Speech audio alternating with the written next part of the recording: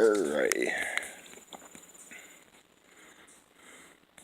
Now, I told you how a pro would do it, but professional. Now, if I were to do this in two pieces or two sections to make it a one section, which is a little different because they're a little bit behind the eight ball if they're doing that, but not really.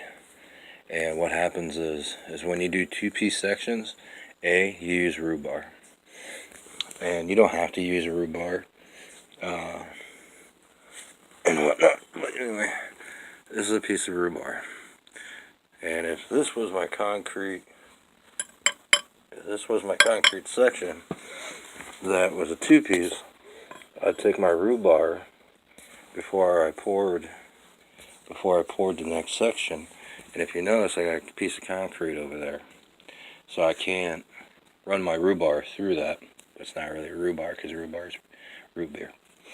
So I wouldn't be able to run my piece of steel through there because I'm kind of at odds right now with how this might actually, whether or not they can do it, because this is the second time around. The first time around they screwed up and I had to rip it all back out. But anyway, as I poured the concrete, I would stick rhubarb in just a little bit after it set and whatnot. I'd smooth it out and you'd see that little piece of metal there. But this piece of metal is going to be halfway into the concrete. So if I'm doing 4 to 5 inches, it has to be actually at 2 3/8 and whatnot, so I can connect it to my next piece. Now, a lot of people will say you don't need to do the rhubarb. What happens is like I said, it's not a very big piece of rhubarb. As the concrete tends to rock back and forth, instead of it rocking back and forth as two pieces and smashing into one another, and then you get the raised parts and it cracks and whatnot, then what'll happen is if it shifts, if the concrete shifts, and we'll say that's flush, if it shifts, it'll shift together, not by itself as two pieces and whatnot. So actually, if it floats, as they like to say, it'll float as one piece instead of two pieces.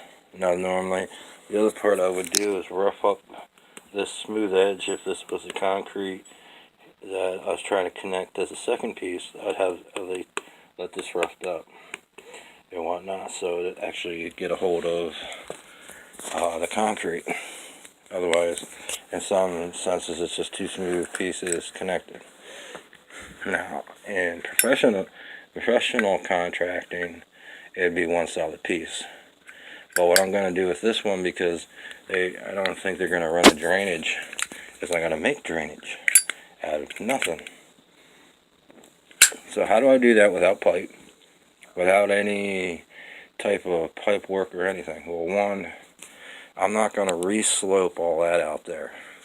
All I'm going to do is, and you have to get the person to agree to this, is if I pour concrete, I'm going to have a wall here. So if I pour concrete here, and I'm going to do 5 inches, I want 5 inches there, but I want it 2.5 inches below that concrete on the door. So this right here would slope a little bit differently. This would have a high side, so I would convex this to a high side. That way the water stays away from the building. So this is going to be 5 inches, and it's going to, I might actually do 5.5 inches back here, 5.5 inches of concrete, and then I'm going to lower the concrete down to the normal 4 inch. Like I said, I'm going to convex that by having a high side. It's just the way you pour it. It's going to look a little weird because it's going to actually have I'm going to put a slope in to where you can see the slope, so that it actually just curves away from the house. Last one I did worked perfectly. As far as a torrential downpour in a hurricane, it did not meet my expectations, but it got a little wet in there, but so did the whole house. So it's always interesting. The drain would have been pretty much overtaken in that sense. So what I mean is too much water. So that's what I want to do. Whether or not these old guys can do it is another question. Because they have the idea of what I talked about, how to keep water away from that door. It's whether or not they can do it.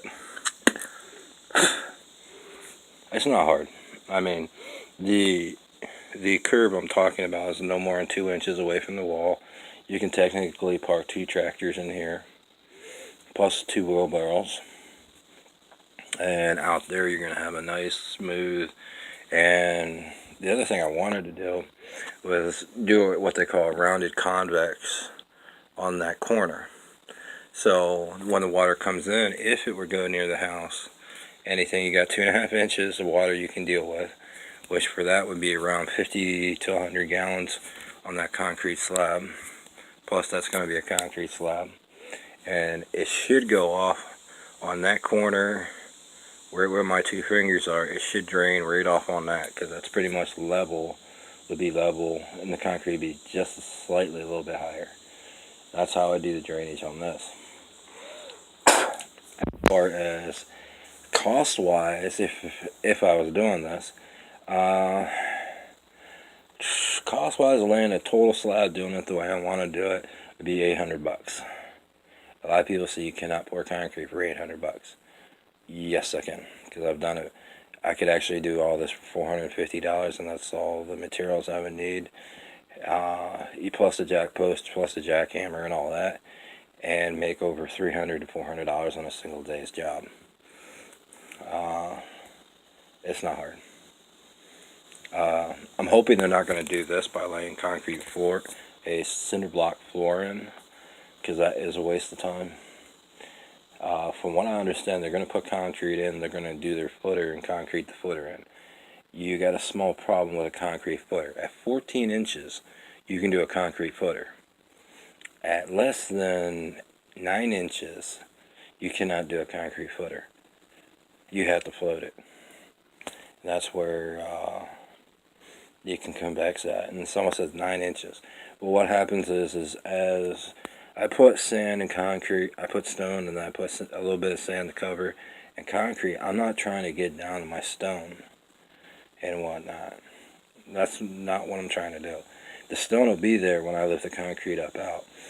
What I'm trying to do is make 2 smooth slabs. Pretty much it looks like that.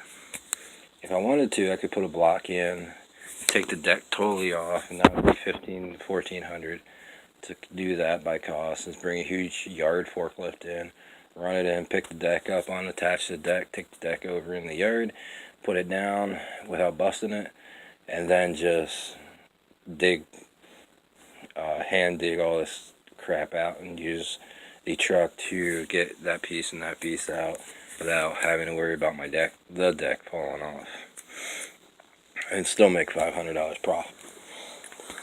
So I am slightly overpriced. No, I'm overpriced because I don't know if my materials will hold at the prices what I want them to. Now, as far as doing this, I don't do box setups too much, and everyone's like, how does he not do a box setup? Everything I do when I do a convex is I'll lay so much with a single piece of wood, and then I'll lay it up against that, and then I'll take a piece of wood and I'll convex it, and slowly. It's kind of like putting a tile floor in, and it's not real fast drying concrete. So I'll take it and I'll smooth it and I'll curve it and I'll shape it the way I want. Roughly, to do this, you're looking at a 2 days job, and like I said, it's relatively cheap because most people want $1,000 just to start this project because of that. I think right now the project they are doing is around $220. Someone says $300. I definitely wouldn't have put redstone in though. Yet. Now I can do away with the sand cost and whatnot, but I kind of like using sand because it makes a nice, perfect, smooth slab. And if you ever decide to get rid of it, you call the concrete company up that does sidewalks, and what they'll do is you can literally sell the slab is they'll come out with the yard forklift after you get done digging a little bit. They'll run their forks in, pick it up, and since you have 2 slabs, they'll make sidewalk out of it. And that's all I had to say.